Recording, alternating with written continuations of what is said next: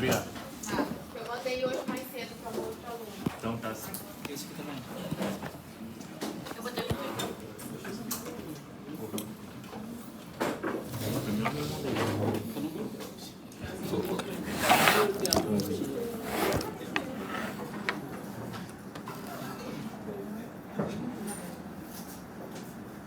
É a luzinha. Já chegou a maioria dos alunos? Acho que já. Foi mal.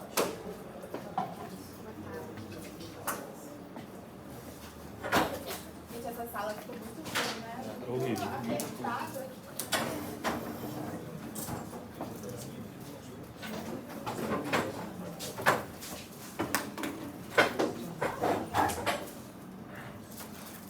Gente, vamos começar então, tá? Sejam bem-vindos ao sexto período. Meu nome é Karine, eu sou uma das professoras da cadeira da Gastro. Eu entrei na faculdade para dar aula no período passado, então vocês são minha segunda turma, tá? As outras duas professoras, vocês talvez já tenham tido contato lá agora no ambulatório, no cenário clínico. Uma é a Adriana, a outra é a Cristina. A Adriana é a chefe da cadeira, então assim, todo problema que a gente tiver, dúvida, se eu ou a Cristina não soubermos solucionar, conjuntamente com a Adriana, a gente leva o problema e soluciona e tenta auxiliar a dúvida que vocês tiverem, tá? Eu fui aluna aqui da faculdade, então fui aluna da Adriana e da Cristina, elas são maravilhosas, são meus exemplos. Eu estava não muito tempo atrás sentada ali onde vocês estavam, e foi aí que me despertou a vontade, o interesse e a vontade de fazer gasto mesmo. Eu formei aqui em 2021, dezembro de 2021, minha turma era 95. Aí eu saí, em 2021 já emendei a residência de clínica, em 2022 até 2024, fiz aqui no UV. Depois eu fiz a residência de gastro na Unirio e formei agora em fevereiro de 2026 e estou retornando. Se vocês tiverem dúvidas sobre provas, residência, vestibular, plantão, podem me perguntar que eu tento ajudar, tá? O nosso objetivo na cadeira de gastro é passar para vocês todo o conteúdo que o médico preconiza, todo o cronograma. A gente não esgota todo o conteúdo dentro da gastroenterologia, porque tem muita coisa que é para especialista, isso vocês não precisam saber, mas vão sair sabendo todo o conteúdo que o médico generalista tem que ter conhecimento e também para fazer as principais provas que vocês vão cursar aí pelos próximos anos, tá? A nossa matéria é dividida em aulas teóricas e práticas. As práticas são feitas no ambulatório, que é o pavilhão Silva Melo, diretamente com o paciente, e também em cenários clínicos, que são cenários teóricos e práticos. A gente vai explorar de vocês a prescrição, a tomada de conduta, a interpretação de casos clínicos, a gente vai discutir tudo isso. Às vezes a gente faz também paciente 360, é uma coisa que a gente está tentando dar uma reduzida, mas ainda é uma plataforma que a faculdade dispõe para a gente. É um novo caminho, um novo método que está chegando, a gente está sendo avassalado ali pela inteligência artificial, então a gente tem que usar as armas que a gente tem à nossa disposição a despeito de ter um aprendizado. Então a gente tenta se mesclar, não usar só o 360, tentar trazer um caso clínico ali, selecionar um caso clínico melhor, porque a gente sabe toda a dificuldade, toda a burocracia ali. É meio frio, né? Meio gelado, tudo ali, não sei se vocês já fizeram em alguma outra matéria. A divisão dos grupos já foi enviada para vocês pela coordenação. Como a gente falou, as práticas em ambulatório, cenário clínico e laboratório de habilidades. Aqui algumas fotos, o nosso ambulatório lá no pavilhão Silva Melo, vocês são divididos em grupos menores para atendimento. A gente precisa, para que seja uma coisa legal, que vocês se prontifiquem, que vocês examinem o paciente, façam a coleta da história. Isso traz um aprendizado muito grande que vocês vão levar para o resto da vida. E a prática é sempre uma consulta, um ambiente desconfortável para o paciente, ele está ali diante da gente trazendo uma angústia, então tem que ter o respeito, tem que ter a vestimenta adequada, não é para usar própolis, se você sentar ali para atender, vai usar o jaleco. Quem está assistindo ao redor, a gente avalia vocês também, então não é para ficar conversando, não é para ficar no celular, tá? A gente está avaliando todos vocês. aqui as aulas teóricas, não muito tempo atrás, como eu falei, eu era aluna aqui também, então eu sei, eu entendo como é ser aluno. Se tiver dúvida, pode perguntar. Como dica, o sexto período é uma cadeira não, é um período que é intenso, tem muita matéria clínica, muita matéria grande. Então se dediquem, não deixem para estudar de última hora. Eu sei que é fácil falar isso, mas eu também já estive sentada aí, é muita matéria, uma prova em cima da outra, então às vezes acaba acumulando, mas de dica tem que ir deixando as coisas mais leves e estudando aos poucos para não ficar tão pesado de última hora. Os principais temas que a gente passa para vocês: doença por refluxo, esôfago de Barrett, que é uma complicação do refluxo, doença ulcerosa péptica e a infecção pelo H. pylori, constipação intestinal, doença diverticular dos cólons, diarreia e doença inflamatória intestinal, as neoplasias do trato digestório, seja esôfago, estômago ou intestino, doença litiásica biliar, pancreatite aguda, hepatites virais, cirrose hepática e suas complicações, hemorragia digestiva alta e baixa. A presença na aula é muito importante, ter atenção na presença. A gente vai chamar pelo nome, prestem atenção, porque se levar falta, mesmo que vocês estejam aqui e sair procurando a gente depois dessa presença, já vai ter sido lançada. São muitos alunos, não tem como a gente lembrar quem estava e quem não estava. Então, se na nossa lista está com falta, vai ficar com falta, a gente não vai ficar retirando, tá? Então, preste atenção, faça silêncio durante a chamada. A chamada pode ser que a gente faça no início da aula, isso eu estou falando, vale para as outras professoras também. Pode ser que a gente faça no início, pode ser que a gente faça no final, pode ser que a gente faça no início e no final, pode ser que vocês vão fazer no meio, então não tem uma obrigatoriedade. Isso aí a gente vai decidir conforme a gente quiser, conforme o nosso humor, conforme a turma, tá? Além disso, as provas, a gente vai fazer prova teórica e multimídia. A multimídia são cenários clínicos práticos, conforme a gente já vai preparar vocês durante o período, geralmente no data show ou então no laboratório de informática. A teórica vale 8, a multimídia vale 2. A segunda chamada é toda discursiva e o conteúdo perdido, que é cobrado, seja da P1, seja da P2. Na P1, vocês têm 7 dias para solicitar e a prova será 15 dias após a perda. E na P2, vocês têm 3 dias para solicitar e a prova vai ser 7 dias após a perda. Na P1 e na P2, são 40 questões múltipla escolha, tá? Na P1, o tema de maior impacto, de maior índice de erro, se tiver um erro acima de 60% da turma, a gente vai repetir esse tema em específico na P2, pode ser que seja mais de um tema repetido. E, por exemplo, se foi tratamento de refluxo, eu vou cobrar só tratamento de refluxo, eu não vou cobrar fisiopatologia, apresentação clínica, diagnóstico, tá? Vai ser só aquilo que foi referente à questão que a gente vai comunicar a vocês, tá? A prova final é a matéria toda, assim como a segunda época, e a nota mínima necessária é 6. Aqui são as nossas referências, que vocês devem ter ou vão conseguir acesso aos nossos WhatsApp pessoais. Lembrar que o WhatsApp pessoal nosso não é a nossa via oficial de comunicação. Claro que a gente vai responder quando der, quando puder, mas não é uma coisa emergencial. O canal oficial é o nosso e-mail institucional, tá? Porque a gente já teve problema com outras turmas, principalmente a última turma. A gente também vive fora da faculdade, a gente tem outros trabalhos, a gente mora no Rio de Janeiro, então a gente sai 4, 5 horas da manhã para chegar aqui. Às vezes a gente vai atrasar, a gente pega engarrafamento, não tenham esse entendimento. Mas não é frequente, geralmente a gente chega na hora. Então assim, a gente viaja de manhã cedo, a gente está viajando, à noite a gente chega tarde no Rio. E não vai ser na hora que a gente vai responder. Às vezes a gente está dirigindo, às vezes a gente está comendo, tem aluno ali pedindo, eu quero minha prova, eu quero a nota, lança no sistema, e a gente está ali almoçando. Eu preciso fazer xixi, eu preciso dirigir, eu preciso nos outros dias da semana do meu trabalho também. Vocês vão passar por isso quando vocês formarem a paciente que manda mensagem, a gente tem que saber diferenciar o trabalho do nosso pessoal também. Não vão ficar sem resposta, talvez demore ter uma resposta, mas não ficarão desassistidos, tá? Esperem, não precisem ficar desesperados, a gente vai responder. E aí, vamos agora começar o primeiro tema. Professora, a avaliação prática, teoricamente, vai ser a multimídia, não tem relação com o ambulatório, então? Não, no período passado a gente avaliou, fez um checklist de ambulatório valendo ponto. Esse período agora não tem isso de valer ponto, mas a gente avalia vocês. né? Precisou ir um ponto para passar, a gente lembra cada um o que fez, se foi um aluno proativo, se ajudou na prática, como que é a vestimenta, se ficou no celular na hora do atendimento. Então isso é levado em conta em conceito, né? A gente não é, a prática não vale propriamente um ponto, mas a gente está ali, é uma forma de avaliação prática de vocês, tá?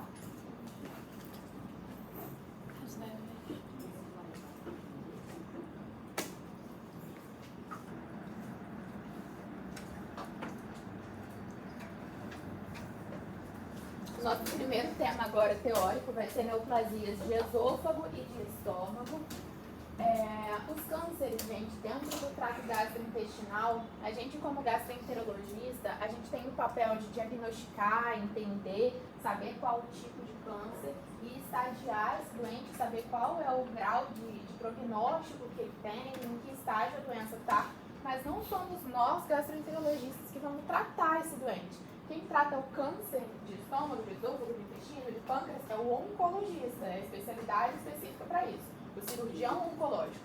Então o tratamento é muito específico, isso a gente não vai ficar cobrando especificamente que vocês tenham que saber, mas tem que saber diagnosticar, tem que saber entender, saber a fisiopatologia, saber fator de risco, porque é o que vai chegar pra gente, seja na clínica da família, seja na emergência, vocês vão estar diante desses tipos de câncer e tem que saber suspeitar, saber diagnosticar esse doente.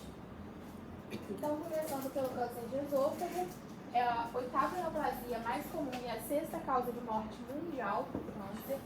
O INCA no Brasil estima que a cada ano a gente tenha cerca de 11 mil novos casos. É um câncer que é subdividido em dois tipos histológicos.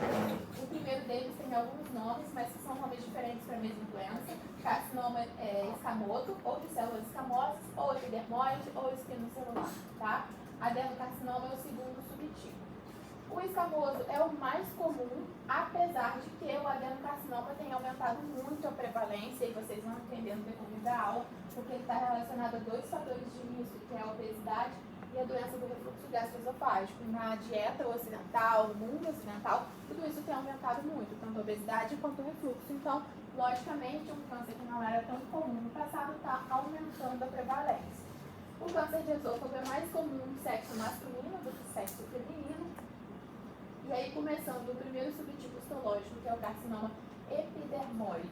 Esse câncer tem origem nas células escamosas do esôfago, por isso ele também é chamado de carcinoma escamoso, a partir do momento que a gente tem uma lesão precursora, que é a displasia escamosa. O câncer sempre surge de uma displasia, tá? A incidência é maior no sexo masculino e é muito importante vocês saberem que esse subtipo histológico acomete mais frequentemente o terço médio e superior.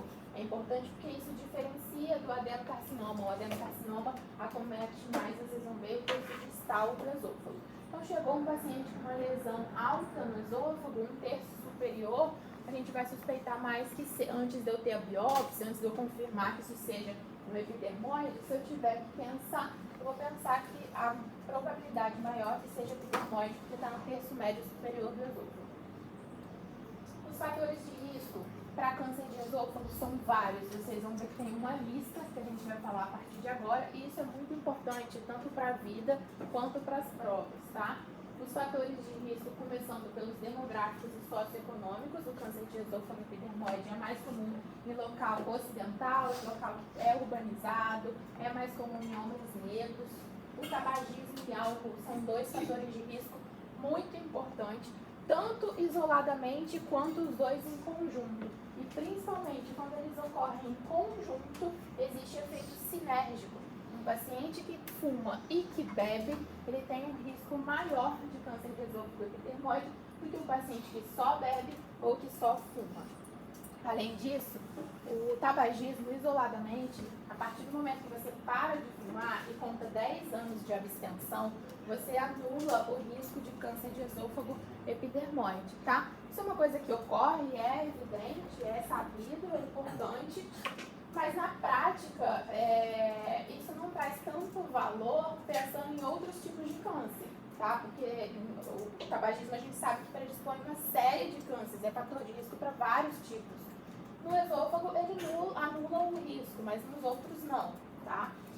Fatores dietéticos que também aumentam o risco de carcinoma epidermoide de esôfago. Dentre os compostos N-nitrosos derivados de nitratos. Onde a gente tem isso? Em quais alimentos? As carnes multiprocessadas.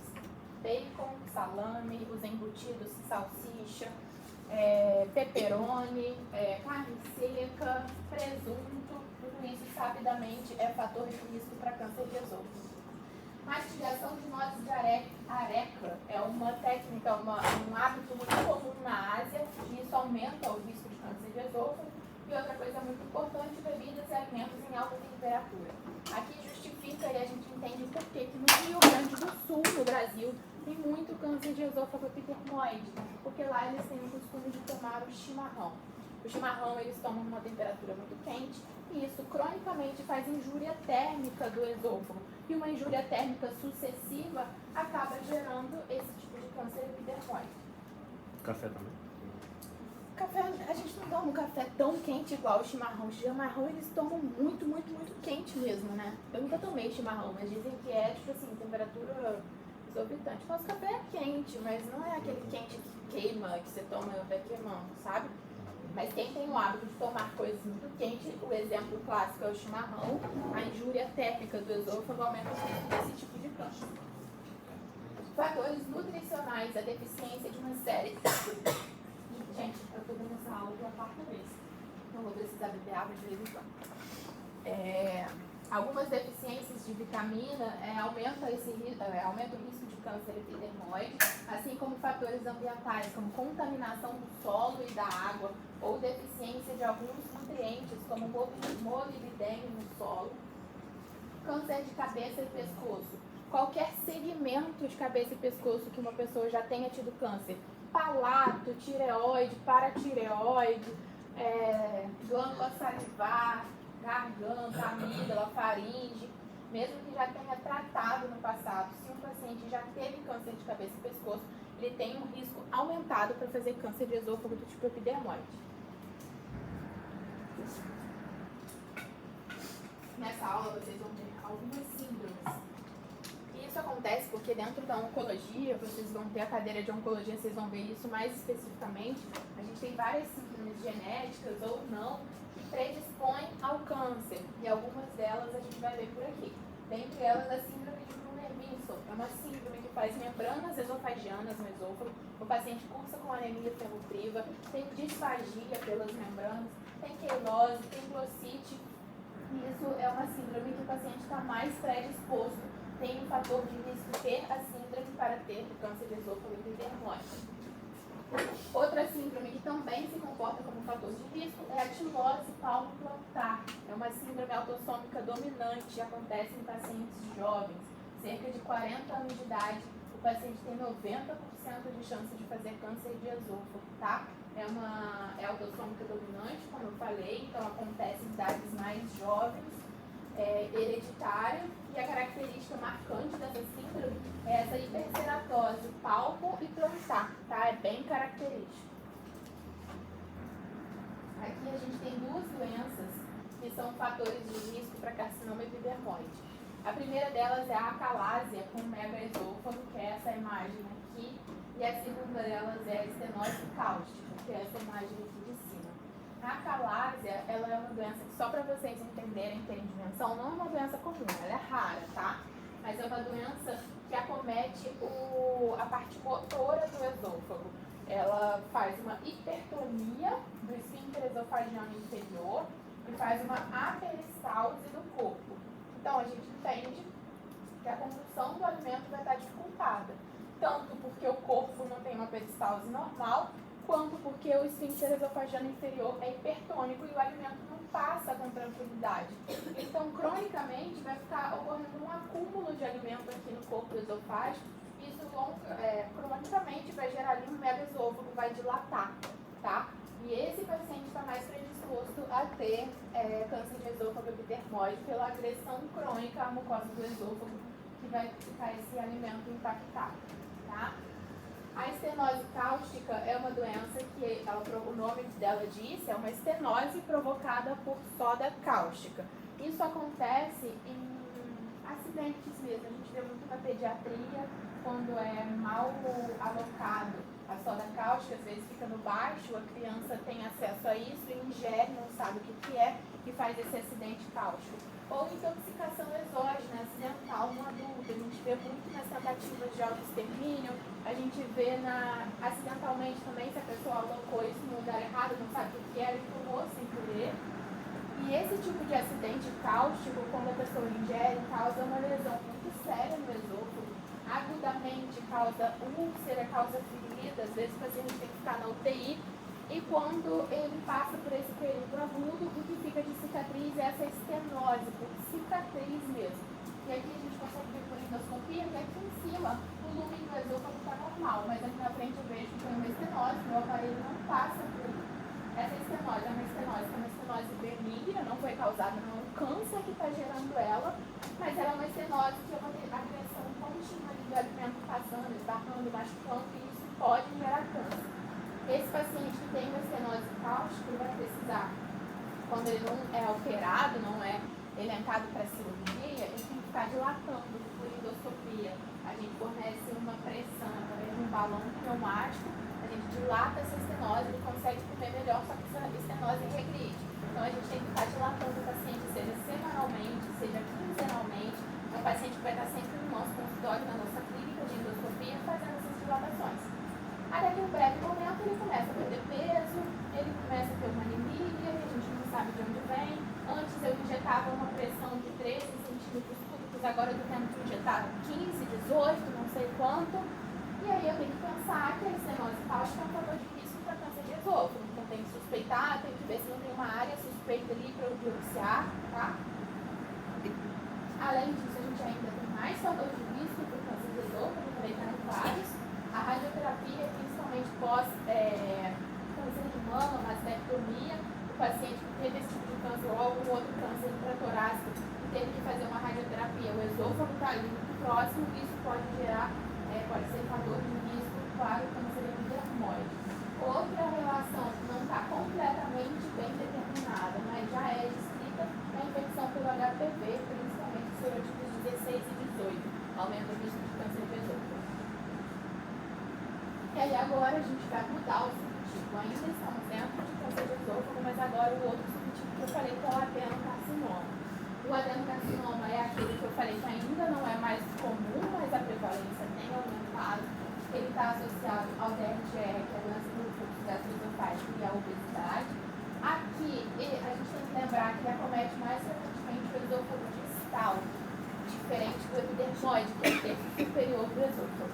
Por que isso acontece?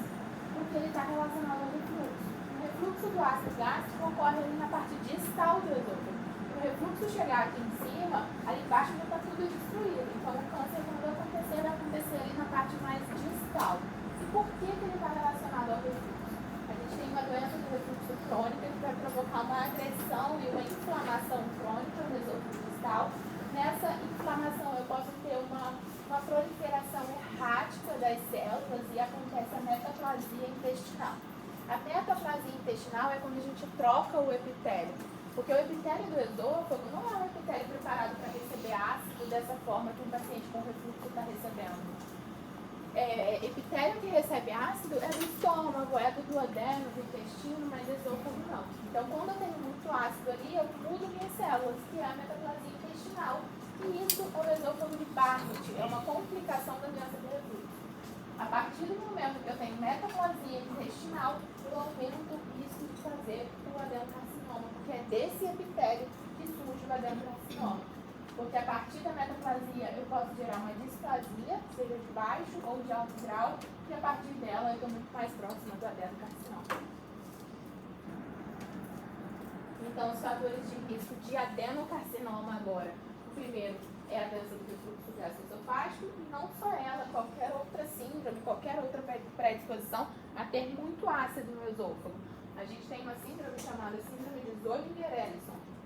É uma síndrome que aumenta a secreção de ácido clorídrico. Então, não é por causa de refluxo que ele vai estar mais predisposto ao câncer de esôfago. É pela hiperprodução, ele tem muito ácido além da conta, e aí também aumenta o risco. A esclerodermia é uma doença reumatológica, imunomediada, que substitui o músculo do esôfago por tecido conjuntivo. Então fica um esôfago disfuncional, aumenta o risco de refluxo, aumenta o risco de adenocarcinoma. A obesidade e a síndrome metabólica também favorecem e são fatores de risco para o adenocarcinoma de esôfago. Por quê? Tanto pelo estado pró-inflamatório da obesidade, mas principalmente pelo efeito mecânico, o aumento da circunferência abdominal, o aumento da adiposidade central, visceral, tecido subcutâneo abdominal, faz uma compressão mecânica, aumenta a pressão intraabdominal, aumenta a pressão sobre o estômago, isso propicia e facilita refluir o suco gástrico do estômago para o esôfago. Então aumenta o risco de refluxo, aumenta o risco de adenocarcinoma. Professora, você pode explicar de novo as duas, a síndrome de Zollinger e a outra lá? A síndrome de Zollinger-Ellison é uma síndrome em que o paciente está predisposto a produzir mais ácido clorídrico do que o normal. Então ele vai aumentar o risco de câncer não porque ele tem refluxo, porque ele tem mais ácido do que o normal, tá? E a esclerodermia é uma doença reumatológica em que a gente tem a substituição do tecido muscular do esôfago por tecido conjuntivo. Então fica um esôfago mais disfuncional e aí propicia o refluxo. O tabagismo também é um fator de risco que aumenta o risco de adenocarcinoma. E aqui no adenocarcinoma, diferente do epidermoide, o alcoolismo não está implicado, não é fator de risco. Em relação aos fatores de risco hereditários para câncer epidermoide, para câncer de esôfago no geral, na verdade. O que acontece? A gente não tem hoje uma relação bem estabelecida. Não posso dizer que o câncer de esôfago é um câncer genético. Ah, meu pai teve câncer de esôfago, eu vou ter também. Não, isso ainda não é comprovado. O que a gente sabe é que em alguns lugares, tipo na China, na Ásia, existe uma agregação familiar. O pai tem, o filho tem, o irmão tem, o neto tem. E aí, o que acontece se isso não é provocado geneticamente? O que se sabe é a exposição ao mesmo fator de risco ambiental. Às vezes eles estão num local em que todos eles bebem algo muito quente, às vezes eles estão num local em que o solo é contaminado ou que tem uma deficiência familiar de vitamina, e aí é o mesmo fator ambiental causando câncer em cada um deles, não foi uma coisa genética.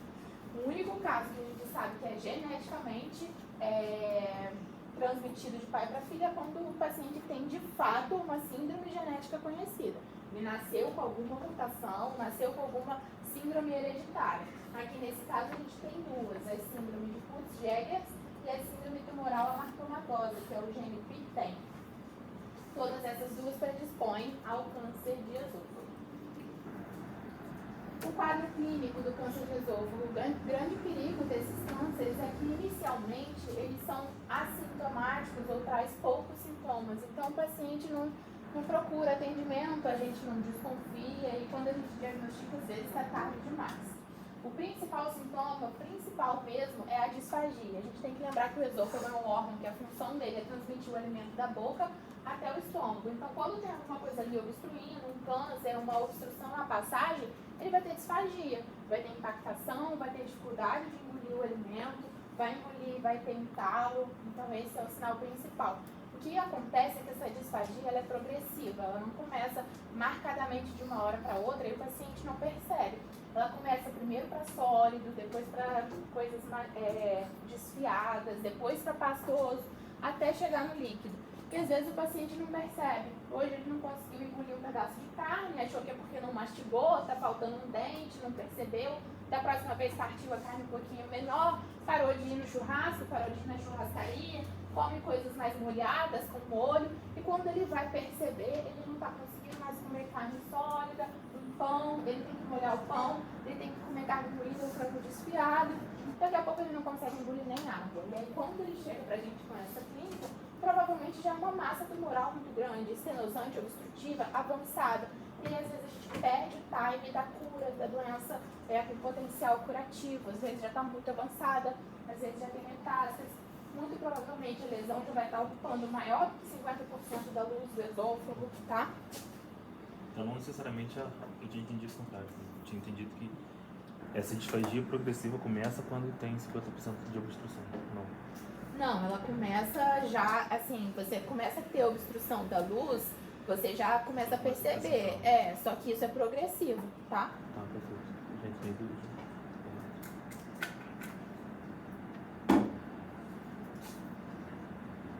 Além disso, o paciente vai ter emagrecimento porque ele não está conseguindo comer, ele está reduzindo a consistência, ele está inapetente, então ele perde, ele fica desnutrido, ele perde peso. Além disso, temos a adenomegalia supraclavicular, lembrar que o lado esquerdo, nódulo de Virchow, odinofagia, halitose, anemia, às vezes o câncer sangra, além de ser catabólico e provocar desnutrição no paciente, ele pode estar sendo nutrido, irrigado por uma artéria, por uma veia, ele fica babando ali e ele vai perdendo sangue cronicamente, tem uma anemia ferropriva, tem dor torácica, tem fraqueza, às vezes cursa com hematêmese, que é o vômito com sangue, faz hemorragia digestiva alta. O câncer epidermoide, que é aquele localizado no terço superior do esôfago, a gente tem que lembrar que ele está muito próximo da via respiratória alta. Então, ele pode trazer sintomas como tosse, o paciente pode broncoaspirar porque o alimento não desce adequadamente, ele faz pneumonia de repetição, pode inclusive fazer fístulas traqueoesofágicas, abre um caminho, um pertuito entre o esôfago e a traqueia ou algum bronquio, tá? Por contiguidade, por contato mesmo.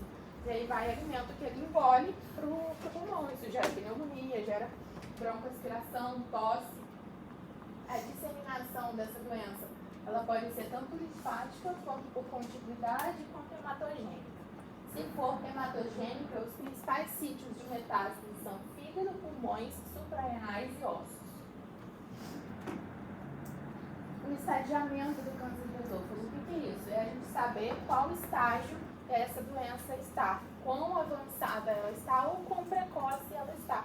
A gente não tem que saber, a gente não vai cobrar específico de vocês, mas vocês têm que ter um entendimento, até porque a gente vai precisar já encaminhar esse paciente para o oncologista estadiado. O oncologista precisa já saber se é uma doença que está muito avançada, que está pouco avançada. E o método que a gente tem isso é o estadiamento e classificação TNM. O T avalia a profundidade do tumor na parede do órgão, quanto que esse tumor está grande o suficiente, invadindo e quão profundo ele invade. O N quer dizer nodo, disseminação linfonodal, se tem linfonodo acometido ou não. E M quer dizer metástase à distância. Então é basicamente ter esse entendimento. Aqui a gente tem uma imagem que mostra a profundidade, então a classificação T, se é um tumor muito no estágio inicial, ele é muito superficial, não invade profundamente.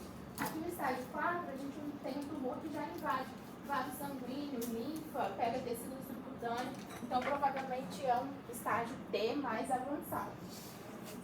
Aqui mais o mesmo, o T avalia a profundidade da lesão, N avalia se tem nódulo, linfonodo acometido e quantos, e aí geralmente a gente classifica para mandar para o oncologista, assim, esse aqui é um T3, avançou além da muscular, M5 tem 5 nódulos, M1 tem metástase, ou M0 não tem metástase. Então isso aqui é o estadiamento, só para vocês entenderem um pouquinho.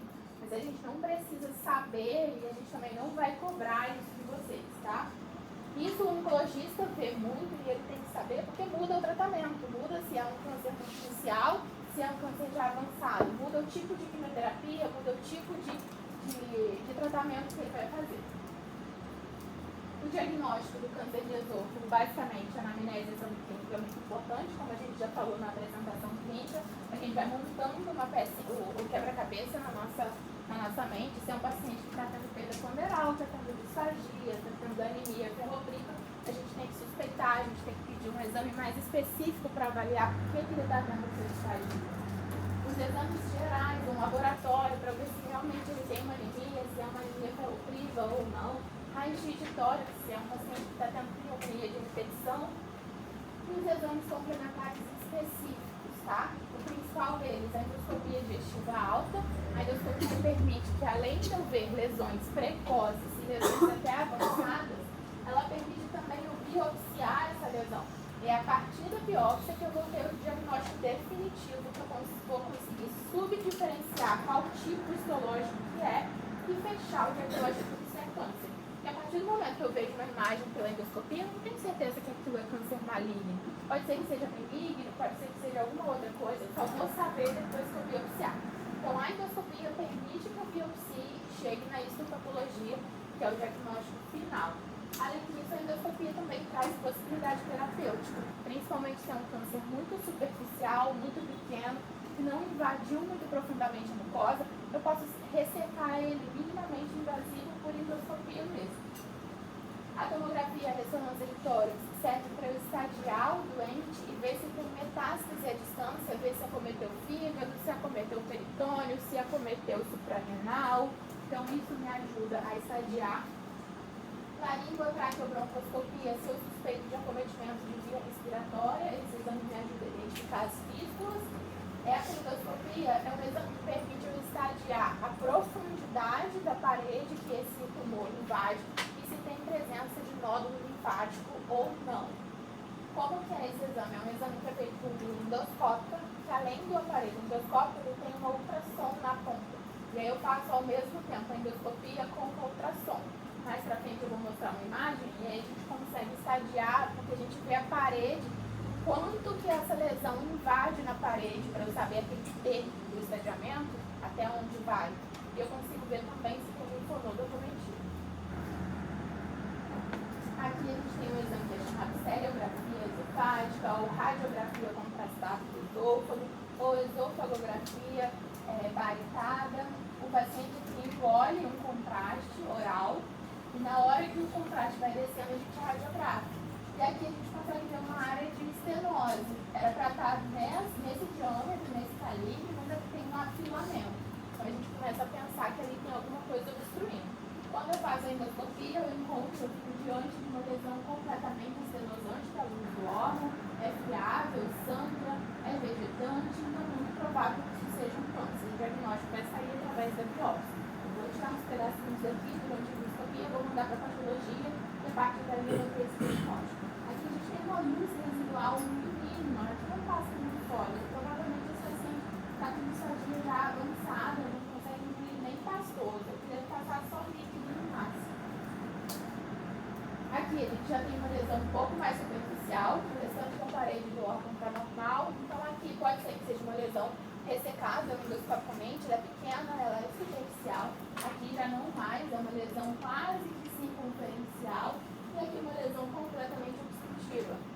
Lembrar que essas obstruções o paciente não vai conseguir se alimentar pela via normal, pela boca, então a gente vai ter que pensar em nutrir ele de alguma forma. Então a gente vai fazer uma via de saída, uma gastrostomia, uma jejunostomia após essa obstrução, para poder nutrir ele de uma forma interal ali, fazer uma dieta para nutrir ele dessa forma. Aqui só para diferenciar e resumir o que a gente já falou sobre os dois tipos histológicos do câncer de esôfago. Em relação ao tratamento, só para vocês entenderem, quanto mais precoce e menos invadir a mucosa, a gente consegue fazer um tratamento curativo endoscópico. Principalmente se a lesão chegar até P1A, que é ainda na mucosa, que é epitélio, lâmina própria e muscular da mucosa. Se chegar até aqui na mucosa, eu sei que não pegou na submucosa, então eu sei que não tem risco de ter pego linfa, ter pego via hematogênica. Então o risco de metástase é muito baixo. Então eu garanto que a minha ressecção endoscópica vai ser curativa. Eu vou livrar esse paciente de uma esofagectomia, de uma quimioterapia, de uma radioterapia e ele fica curado. E como é feito isso? É ISD, dissecção endoscópica da submucosa. Eu entro com um bisturi, uma faquinha, por endoscopia na submucosa, levanto isso aqui, que é exatamente o que essa imagem está fazendo, retiro e pronto, acabou, o paciente está curado, tá? Mas eu preciso ter a certeza que esse câncer é um câncer superficial e que eu não tenho nenhuma metástase à distância. Quando a doença já é um pouco mais profunda, avançada, loco-regionalmente, o que é isso? Ela ainda não avançou com metástase à distância, mas ela avançou ali por contiguidade, ainda limitada, mas já avançada ali localmente, eu vou ter que submeter esse paciente a uma cirurgia, não mais por endoscopia. E aí vai fazer a esofagiectomia se ele for eletivo para cirurgia. A gente vai ter que avaliar o risco cirúrgico, tudo isso, porque às vezes já é um paciente muito com múltiplas comorbidades que não aguenta nem a cirurgia. Então tudo isso é avaliado com a equipe conjunta de onco e de cirurgia. Os tratamentos paliativos, quando a doença já é muito avançada, quando tem metástase, a gente já não tem mais potencial curativo. Não adianta retirar a lesão, porque a doença já avançou para algum outro sítio, já é metastática. Então, assim, provavelmente ele vai entrar numa linha de tratamento paliativa, não significa que ele vai ficar sem tratamento, porque a doença não tem cura, mas ele vai ser tratado e levado ali de forma conservadora o tempo ainda que ele tem de vida, de uma forma com qualidade. Por endoscopia, a gente tem as próteses, evitar que essa estenose progrida, eu coloco ali um stent, uma prótese para ainda permitir a passagem do alimento, ou eu coloco uma prótese para fechar uma fístula que está fazendo pneumonia de infecção. Se ele fez uma infecção, eu trato a infecção. Se ele está sangrando, eu trato o sangramento. Se ele tem dor, se ele tem náusea, eu tiro dor, tiro náuseas, eu tiro a dispneia. Mas a gente sabe que o câncer propriamente dito não vai ser curado. Em relação à radioterapia e quimioterapia, eu posso tentar deixar o câncer um pouco mais quietinho para dar conforto ele no final de vida. E aqui, só para vocês entenderem, a gente não vai cobrar tão especificamente, a doença muito precoce. Lembrar que a gente pode ressecar endoscopicamente, minimamente invasivo. A doença que é localizada ou localmente avançada, que eu não tenho metástase à distância, eu vou lançar a mão da cirurgia, posso às vezes lançar a mão da quimio e da rádio neoadjuvante, que é isso, antes da cirurgia, para poder diminuir o tumor e ali para a cirurgia com um tumor um pouco menor. E quando a doença é metastática, ele é ressetável, provavelmente ele vai entrar numa linha de terapia sistêmica, de quimioterapia paliativa, tá? Mas isso tudo vocês vão ver mais a fundo na cadeira de oncologia. Alguém tem alguma dúvida em relação ao câncer de esôfago? Então a gente vai agora para câncer de estômago.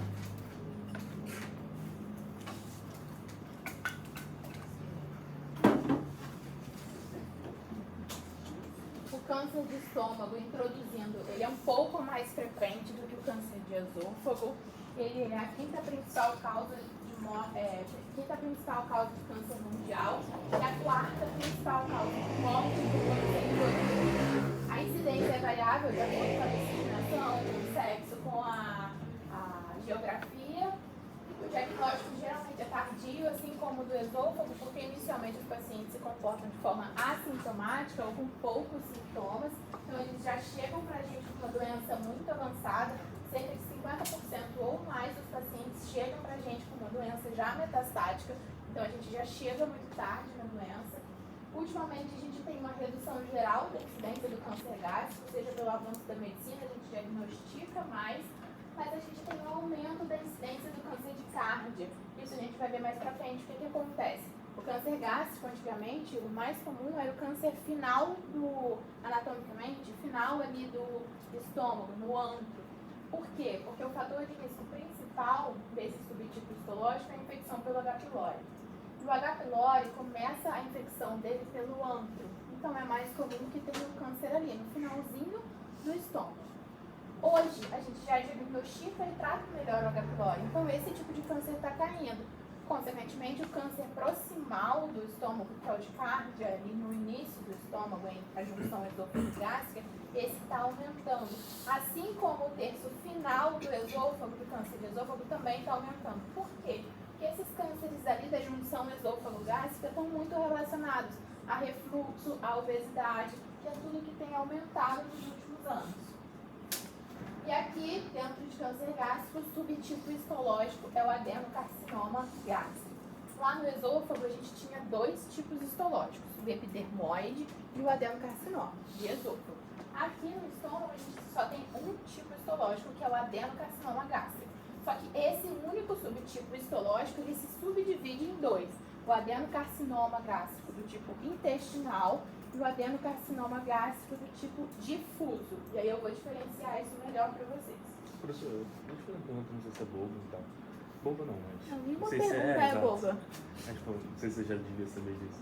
Mas eu consigo ver muito claramente a relação entre o câncer de esôfago, de estômago, né, principalmente no anacardio e tal, por conta do refluxo, por conta do ácido gástrico e tudo mais, mas eu não consigo ver em relação à obesidade. Poderia dar uma... A obesidade em relação tanto à atividade pró-inflamatória da obesidade e pelo fator mecânico que eu estava explicando. O aumento da circunferência abdominal O aumento da gordura subcutânea faz um efeito mecânico de compressão do estômago e propicia o refluxo.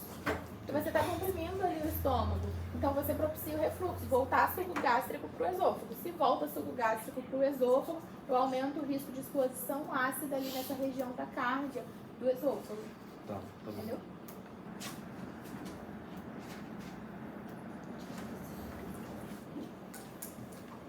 Aqui o que eu tinha falado é um paradoxo clínico, porque quando o paciente chega, ele já está com uma doença muito avançada, então a gente acaba perdendo tempo, é uma doença um pouco silenciosa. Aqui é aquilo que eu falei, o câncer da parte final do estômago, que antes era o mais comum, que é o subtipo intestinal, ele está relacionado a fatores ambientais, a infecção pelo H. pylori. O H. pylori entra pelo finalzinho do estômago, infecta aqui primeiro antes de subir. Então aqui era o mais comum de ter câncer, só que isso está reduzindo, porque a gente está tratando melhor, a gente está diagnosticando mais cedo. Consequentemente, os cânceres de cardio, da porção inicial, estão aumentando, assim como a porção final do esôfago também aumenta. Isso aqui a gente chama de junção esôfago-gástrico. E essa zona aqui, esôfago-gástrico, está relacionada a isso, a refluxo, a inflamação, a obesidade. Por isso que tem aumentado. E aí, agora, em relação ao adenocarcinoma gástrico, a gente tem a classificação de Lauer. É essa classificação histológica que subdivide o adenocarcinoma em intestinal e difuso, tá? E aí, pra gente entender qual é a grande diferença entre eles, o tipo intestinal, ele forma, na patologia, estruturas glandulares semelhantes ao tecido intestinal. Ele é formador de glândulas, então forma várias glândulas. E o que acontece? Essas glândulas vão sendo formadas, elas se unem e macroscopicamente a gente vê um tumor, uma massa, uma tumoração, uma bolinha, um câncer, uma nodulação única. Essa massa geralmente ulcera, faz úlcera, sangra. Você consegue olhar e ver aonde está de fato o tumor. É único, é uma massa. Agora, a classificação do tipo difuso, eu não tenho essa massa única, porque são células isoladas, individuais, que se proliferam. Elas não têm moléculas de adesão, são células viscoesas, então elas não conseguem ficar coladinhas igual as glândulas ficam. E aí elas se proliferam e saem proliferando ad eterno pela mucosa, embaixo da submucosa, e isso vai se difundindo, é difuso, é um câncer que se espalha. Por isso ele é chamado de tipo difuso. E tem uma característica específica, que é a formação de células em anel de Schmidt. E aí aqui explicando mais uma vez um pouco melhor o tipo intestinal. As células tumorais se aderem umas às outras e elas tendem a se organizar em formação tubular, em formação glandular, semelhante a tudo que é adenocarcinoma de qualquer parte do trato gastrointestinal. Adeno significa glândula. Então elas se juntam como se fossem várias glândulas e formam uma massa. É um tipo bem diferenciado, é o subtipo mais comum, ele é associado a fatores de risco ambientais.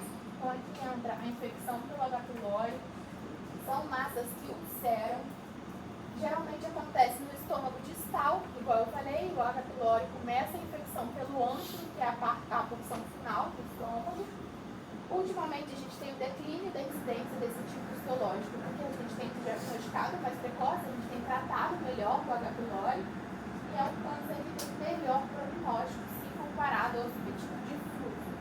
Aqui, como eu falei, a gente consegue olhar claramente onde está o tumor. Eu consigo olhar que aqui eu tenho uma coisa errada, mesmo que eu não saiba o que é. Eu vejo que tem uma massa que ulcerou, que tem uma fibrina, uma úlcera por cima. Aqui eu estou vendo que é uma mucosa normal. Então é muito fácil eu ver a tumoração, onde está o tumor, o que não acontece no subtipo difuso. Aqui, mais uma vez, eu consegui uma imagem muito clara de um tumor único, coeso, uma massa, um nódulo, um câncer. Aqui também. E aqui também. Eu consigo ver que aqui é uma mucosa que é normal, diferente dessa mucosa que a gente tem na massa. Isso não vai acontecer no subtipo difuso, porque o subtipo difuso ele é composto por células tumorais individuais, elas não se colam, não se conectam, não são coesas, e elas se proliferam individualmente e invadem tudo que é tecido circunjacente sem uma formação glandular. Por porque elas não têm moléculas de adesão. Isso vai propiciar para mim um câncer que é indiferenciado. Os pacientes acometidos são pacientes mais jovens, porque ele não está relacionado tanto, igual ao intestinal, a fatores ambientais. Ele está associado a fatores genéticos. Então, ele já nasce com aquela predisposição genética de desenvolver. E aí, é isso que eu falei, ele tem algum gene alterado, em relação com o CDH1, é um tipo de gene que tem alterado. Ele se infiltra na parede gástrica sem massa, sem formação de lesão única. Isso é chamado de limite plástica. Essa difusão pela mucosa, ele se espalha. Isso é a limite. Eu vou mostrar uma foto. Geralmente acontece estômago proximal, diferente do outro, e o prognóstico é muito pior, se comparado ao intestinal. Aqui na imagem, vocês conseguem ver, eu olho para essa imagem e não vejo onde está o câncer, o local único. Eu vejo uma mucosa toda difusa, inchada, vermelha, ela como um todo. Diferente daquele outro, que eu via onde estava o câncer e via onde tinha mucosa normal. O estômago normal é esse aqui, ó. Rosinha, clarinho, molinho. As prévias são fáceis de manipular. Quando eu faço a endoscopia, eu preciso injetar ar dentro do estômago, para ele distender. E também aspirar esse ar na hora de acabar o meu exame. Isso é muito fácil, é como se fosse uma bexiga, o estômago é maleável, um estômago normal. Quando ele tem a limite plástico, que é isso aqui, essa difusão de tumor por toda a mucosa, ele é um estômago enrijecido, ele é duro, eu não consigo injetar ar. Às vezes eu vou começar a fazer um exame e vou falar, nossa, meu aparelho está quebrado, eu estou injetando ar e ele não distende. É por isso, é um estômago rígido, inchado, todo difuso. Aqui a gente consegue ver anatomicamente a mucosa do estômago é toda túrgida, toda edemaciada, porque é difuso. Aqui pela tomografia, uma mucosa também toda espessada. E aí, em relação ao fator de risco ambiental, que é o que está mais relacionado ao subtipo intestinal que eu falei, o principal deles é a infecção pelo H. pylori. H. pylori é a abreviatura de Helicobacter pylori, uma bactéria super comum mundialmente, e a infecção dela é reconhecida pela OMS como infecção carcinogênica do tipo 1. Então, isso é muito bem estabelecido, é publicado, é evidência científica. A infecção por H. pylori é uma infecção carcinogênica, ela aumenta o risco de câncer gástrico, tá? É uma relação muito mais bem estabelecida com o subtipo intestinal, como eu falei. É uma infecção que ela tem um longo período de latência. Não é agora que eu tive essa infecção que eu vou ter o câncer. Isso demora 20, 30, até 40 anos. Então, não é todo mundo que teve H. pylori que vai ter câncer, porque às vezes você tratou, curou, não chegou a desenvolver a cascata inflamatória que gera o câncer. Deu tempo de tratar. E é isso que tem acontecido ultimamente, por isso que tem reduzido esse tipo de câncer. A gente trata precocemente, tá? Antigamente não era assim. 90% dos cânceres gástricos não cárdicos, ou seja, do final do estômago, estima-se que seja causado pelo H. pylori, e ter a infecção pelo H. pylori, você está com risco aumentado de 6 vezes mais de ter o câncer gástrico. Só que, mesmo assim, apenas uma minoria dos infectados, ou seja, 1%, desenvolve de fato câncer. Por quê? Porque além de ter a infecção pelo H. pylori, você depende de outros fatores, é um somatório de fator de risco. Você precisa ter a suscetibilidade genética, você precisa ter fator de risco ambiental, principalmente dieta. A diferença entre cepas de bactéria, por exemplo, o H. pylori do Japão é uma cepa muito mais carcinogênica que a do Brasil. Então lá, por exemplo, o rastreio de câncer gástrico começa muito antes do que aqui. Então lá é muito mais comum o câncer gástrico pelo H. pylori do que aqui. Então é uma série de fatores, não só você ter sido infectado, mas ter outros fatores concomitantes. Além disso, a gente tem mais alguns fatores de risco ambientais, dentre eles a infecção pelo vírus Epstein-Barr, a dieta, mais uma vez, alta ingesta de sal, de alimentos conservados, compostos N-nitrosos presentes nas carnes processadas, embutidos, o tabagismo e a obesidade. Lembrar que a obesidade está relacionada mais ao câncer de cárdia, que é aquele que eu falei da junção esôfago-gástrico. E aqui no adenocarcinoma gástrico, a gente também não tem associação comprovada com o alcoolismo. E aí os fatores de risco genéticos, esses aqui estão mais relacionados ao subtipo tipo difuso. O tipo difuso é relacionado à genética, principalmente algumas síndromes hereditárias que são associadas ao câncer gástrico. Essa síndrome DGL-DCS é uma síndrome que associa o câncer lobular de mama com o câncer gástrico, do tipo difuso. Então, assim, você está na clínica da família, está na ginecologia, viu um paciente, uma mulher que tem câncer lobular de mama, você sabe que ela pode ter uma síndrome que predispõe ela também ao câncer gástrico. A polipose adenomatosa familiar, o paciente que tem essa síndrome chamada de PAF, ele tem característica de ser predisposto a ter muitos pólipos adenomatosos, adeno, vem de glândula, é isso que vira o adenocarcinoma. Então, esse paciente está mais exposto, tem mais fator de risco para o câncer gástrico, o adenocarcinoma tipo difuso. Síndrome de Lynch faz câncer gástrico e faz câncer de pâncreas. Lipralmene também, e Purkinje mais uma vez. Essas síndromes são síndromes totalmente oncológicas, o paciente já nasce com essa predisposição desde pequeno, é hereditário, vocês vão ver melhor na oncologia.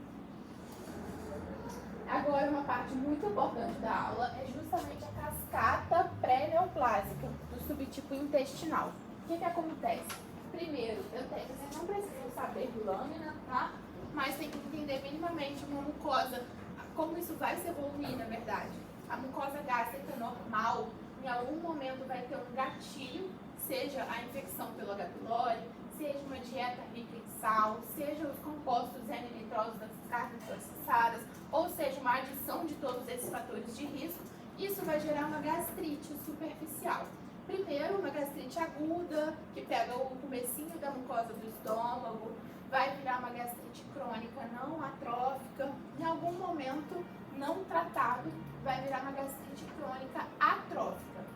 A partir do momento que gerou atrofia das glândulas, que gerou atrofia, aqui começa o meu problema da cascata. Porque a partir do momento que eu tenho uma atrofia, eu gero a metaplasia intestinal e eu gero a displasia, e aí eu estou muito mais próxima do câncer gástrico, do adenocarcinoma do tipo intestinal. Aqui fica mais claro um pouco. Eu tenho uma mucosa gástrica normal, tive um gatilho, aqui ele colocou como exemplo a infecção pelo H. pylori. Essa infecção cronifica, vira uma gastrite superficial, crônica. Se eu não tratar, ela pode virar para gastrite atrófica. A partir do momento que gerou gastrite atrófica, aqui começa o meu problema, porque aqui não é reversível mais. Aqui eu já tenho destruição das glândulas, eu tenho uma atrofia. É um estômago que tem uma mucosa mais fina, mais pálida, mais fininha mesmo. Eu estou com o estômago atrofiado. Eu não tenho mais as glândulas. Se eu não tenho mais as glândulas normais, eu não produzo ácido clorídrico normalmente. A partir do momento que eu não produzo ácido clorídrico, meu corpo entende que tem alguma coisa errada. E aí ele faz uma hipergastrinemia, secreta mais gastrina na tentativa de produzir mais ácido. Mas eu não consigo produzir ácido porque eu não tenho glândula. Isso vira um ciclo, ele estimula a proliferação celular. É a partir daí que a gente tem um erro, uma proliferação errática. Eu troco meu epitélio para metaplasia intestinal. E essa metaplasia intestinal pode gerar displasia do adenocarcinoma. É importante a gente ter entendimento disso, porque essas três etapas aqui, atrofia, metaplasia e displasia, são esses pacientes que eu vou ter que ter uma vigilância mais contínua. Vou ter que fazer endoscopias de vigilância, vou ter que fazer endoscopias de rastreio a cada 1 a 3 anos, mesmo que o paciente não sinta nada. Mas por quê? Porque isso aqui não é reversível e isso aqui é o que vira o câncer. Então tem que fazer o rastreio para caso isso vire câncer em algum momento, eu pegar no começo, não deixar evoluir, tá? Então, gastrite atrófica, metaplasia intestinal e displasia. São esses 3 cenários, além de outras condições pré-malignas que eu vou falar mais pra frente, que eu vou precisar fazer o rastreio endoscópico do câncer gástrico. Oi? Entre 1 e 3 anos. Isso é muito importante, tá, gente? Hoje a gente tem que entender que a gente já está na área da saúde, às vezes as pessoas vão perguntar pra gente, às vezes numa mesa de almoço, filha, completei 45 anos, tem que fazer minha endoscopia para prevenir o câncer gástrico? Não. Se fosse colono, se a pergunta fosse em relação a colono, sim. A gente tem um rastreio populacional para câncer de intestino. O que é um rastreio populacional? Todo mundo tem que fazer. Completou 45, 50 anos, vocês vão ver isso na aula de câncer de intestino. Todo mundo, todo homem, toda mulher tem que fazer colonoscopia. E a gente tem que incentivar isso dentro da área da saúde. Assim como eu tenho que incentivar a mamografia acima de 40 anos da mulher, o preventivo ou a PCR para câncer de colo na mulher também. E a coluna também, porque existe, é fato, o rastreio populacional. Todos têm que fazer. O câncer gástrico não é um rastreio populacional, não é para todos. É para quem precisa, porque são esses três. Você vai responder para sua mãe, ou para sua avó, ou para sua tia? Não, porque você não tem gastrite atrófica, porque você não tem metaplasia intestinal, porque você não tem displasia. Então você não tem risco de evoluir para câncer gástrico. Então você não tem que fazer o rastreio. Mas se você tem um desses três ou outras condições pré-neoplásicas que eu vou falar, aí sim tem que fazer endoscopia de rastreio. Professora, para quem tem doença inflamatória intestinal, colite... Aí é outro cenário. Ele tem que fazer o rastreio para câncer de intestino antes de 45 anos. Aí, Tem... o prazo? Tem. A gente vai falar isso na aula de doença inflamatória intestinal. A partir de 8 anos de doença, ele começa a fazer o rastreio, tá? Assim, já tem 8 anos de doença, atingiu remissão, todo ano, ou a cada 2 ou a cada 3, ele tem que fazer colono para rastreio de câncer de intestino, tá? Mas a gente vai ter uma aula disso.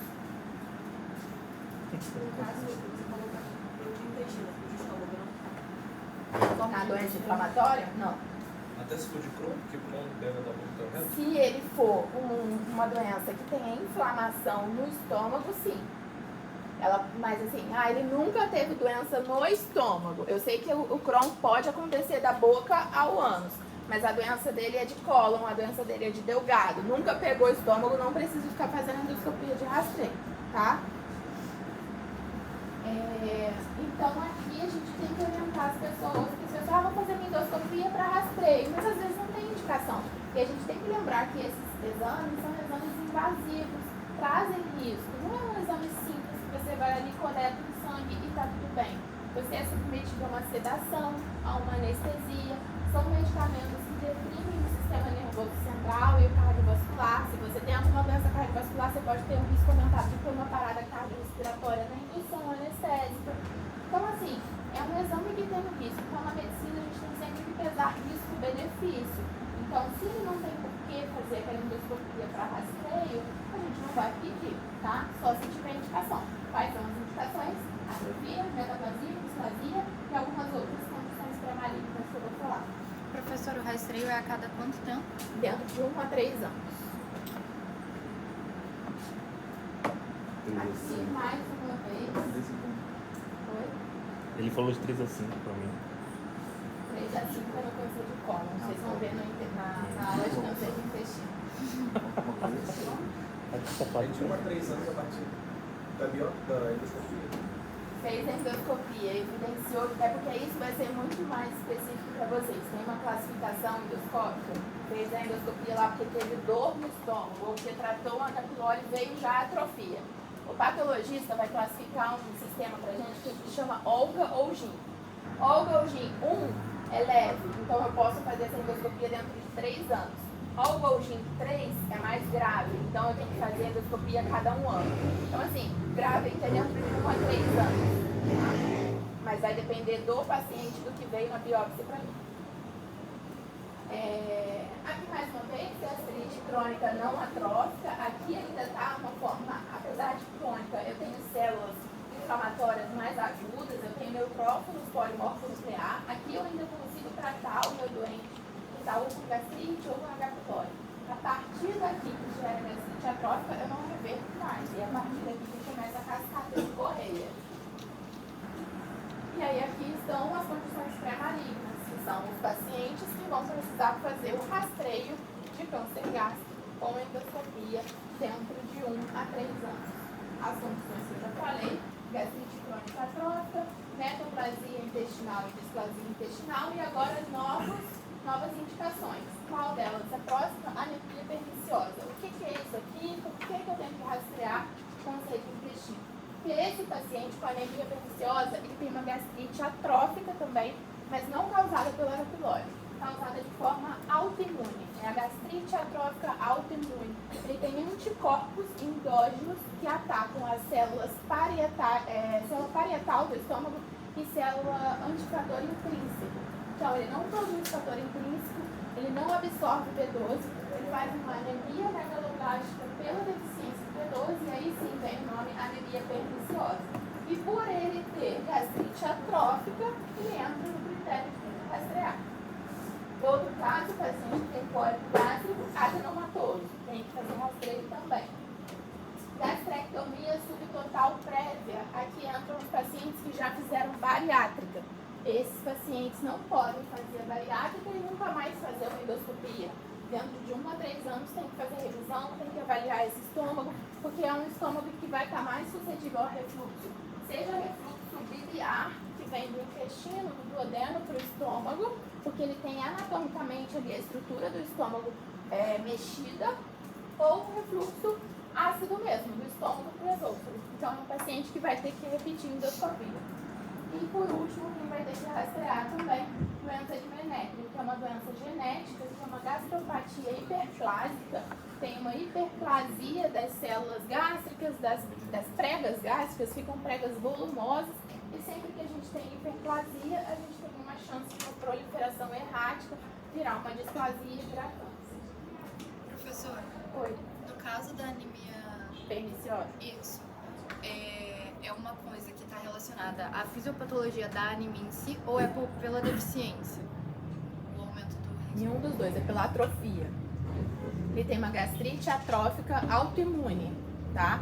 Essa gastrite atrófica autoimune que vai gerar anemia perniciosa. Então chegou um paciente, eu tenho uma anemia perniciosa. Você sabe que essa anemia perniciosa é gerada por uma gastrite autoimune atrófica e ele tem atrofia. Sempre que tem atrofia do estômago, ele está mais predisposto a ter câncer, tá?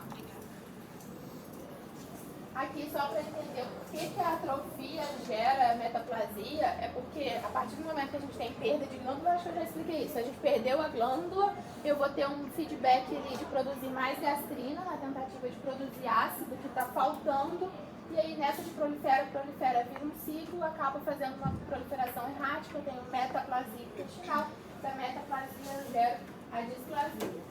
Então a atrofia vai É o ponto gerar inicial. a metaplasia.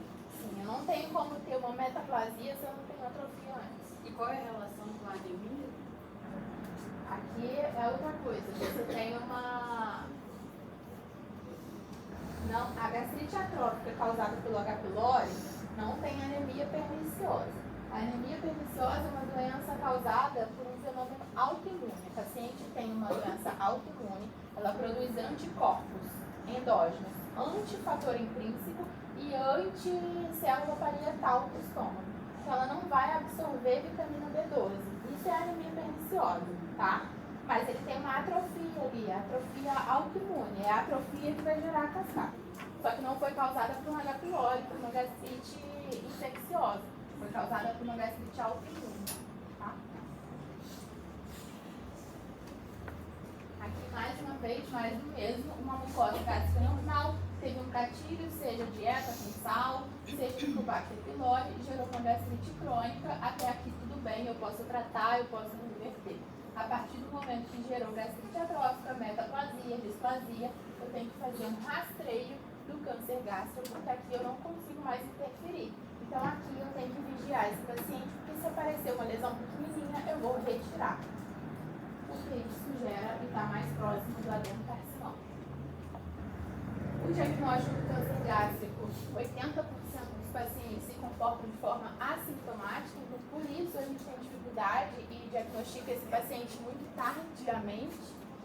Os sintomas mais precoces são muito sutis, às vezes desconforto gástrico, às vezes uma epigastralgia, uma inapetência. Os sintomas começam a ficar mais tardios conforme a doença vai aumentando e vai avançando.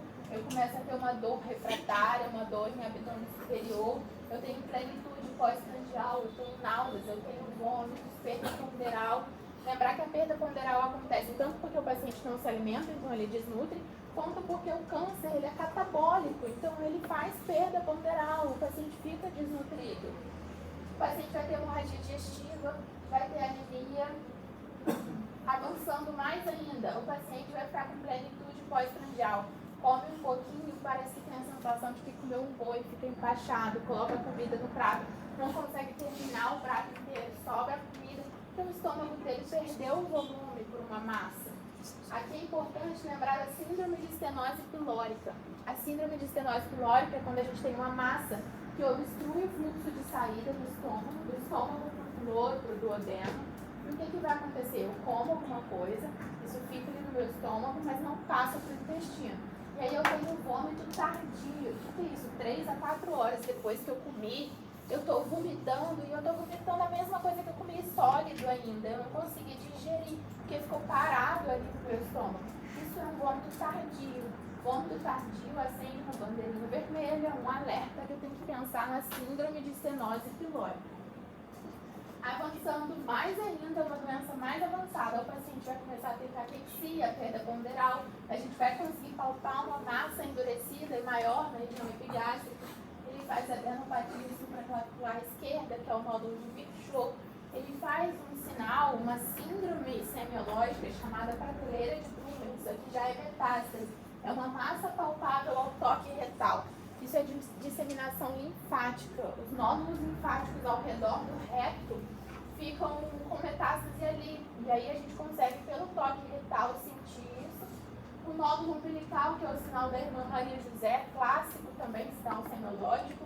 Aumento ovariano, esse daqui é chamado tumor de Krukenberg, quando a gente tem um tumor gástrico, que ele faz um aumento do ovário, às vezes até com metástase para o ovário.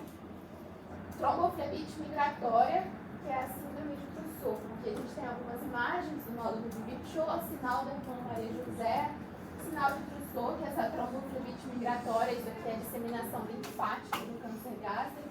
Aqui é o acúmulo de linfonodo ao redor do reto, que a gente consegue palpar pelo toque retal que eu falei, que é a prateleira de Blumer.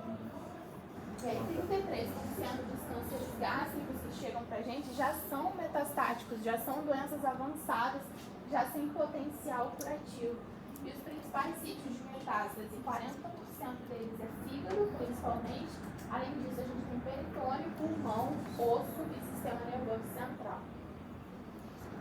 Um diagnóstico muito parecido com o diagnóstico de câncer de esôfago, um exame que a gente lança a mão, que é muito importante, a endoscopia digestiva alta, porque além de permitir um diagnóstico precoce ou até avançado, ela permite a biópsia, que é o que eu vou chegar no histopatológico, que é o diagnóstico definitivo, e ela permite também até o tratamento. Se for uma lesão residual, uma lesão pequena, superficial, eu consigo ressecar por endoscopia. A ecoendoscopia que eu falei é aquele exame que conjuga endoscopia com ultrassom. Eu consigo ver, além do lumen da lesão, ali que está no lumen do órgão, eu consigo ver profundamente a parede. Então, até quanto que esse tumor invade. Eu consigo ver também pela ecoendoscopia nódulo linfático, se tem alguma disseminação linfática, eu posso até fazer biópsia. A tomografia e ressonância avalia metástase à distância, se tem no peritônio, se tem na adrenal, se tem no fígado. Seriografia do esôfago, quando eu suspeito de alguma lesão estenosante, eu vou avaliar algum ponto de stop, o paciente toma o contraste. Isso é marcadamente visto no esofagograma, ou no estômagograma, ou na seriografia esôfago, estômago, duodeno. E o histopatológico, que faz também diagnóstico definitivo. Aqui é o que eu falei da ecoendoscopia, a gente tem duas janelas, uma do lumen do órgão, a gente vê a lesão aqui, e pela ecoendoscopia, que é a ultrassom, a gente consegue ver que a lesão no lumen está aqui, e ela invade aqui, ó, até aqui assim, ó, e aí ele vai medir isso, o quão profundo que ele está invadindo na parede do órgão, se é em tempo se é um T2, se é um T3, isso é muito específico para vocês. Se tem algum nódulo linfático, ele permite também a biópsia. Aqui a gente tem um fígado metastático, a tomografia foi usada para isso. A gente tem um câncer do estômago. Aqui um esofagograma que mostra um ponto de stop ali quando o paciente ingere contraste. O tratamento, a gente pode lançar a mão de tratamento endoscópico, cirúrgico, quimioterapia, radioterapia e terapia-alvo, principalmente quando é uma lesão mais avançada. Aqui só tem o entendimento que lesões precoces podem ser ressecadas endoscopicamente, minimamente invasivas. Não precisa saber isso especificamente, a gente não vai cobrar assim de vocês. Quando é uma lesão um pouco mais avançada, localmente avançada, sem muita metástase à distância, que não tem tratamento curativo, que não tem metástase à distância, a gente vai lançar mão de cirurgia. E aqui, quando é metastático, não tem tratamento curativo, a gente vai começar a lançar mão de terapias paliativas, terapias sistêmicas. Professor, qual a diferença entre o tratamento por aquele SD ali, esqueci o nome? ISD é dissecção endoscópica Isso. submucosa. Qual a diferença entre ele e por aquele Mucosectomia? Então, a mucosectomia a gente faz pela mucosa.